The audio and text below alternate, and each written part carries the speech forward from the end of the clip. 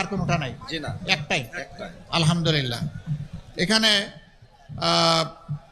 বিশিষ্ট আলেমের দিন অধ্যক্ষ মৌলানা বেলাল উদ্দিন, ওনার হাতে আমরা ইনসাফের প্রতীক দাড়িপাল্লা তুলে দিলাম।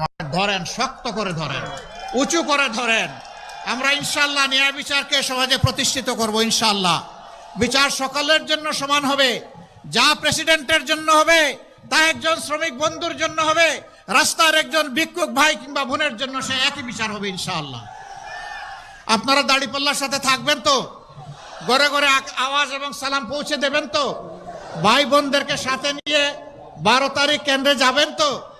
বিজয় নিশ্চিত করে তারপরে ঘরে ফিরবেন এবং শান্তিতে ঘুমাবেন, তাই না? না, ঘুমানো যাবে না। ঘরে ফেরার পথে ভালো করে উজু করে 2 রাকাত নামাজ, 4টা সেজদা, চোখের পানি দিয়ে বলবেন, আল্লাহ রাব্বুল আলামিন তোমার শুকরিয়া আদায় করি, হামদান কাসীরান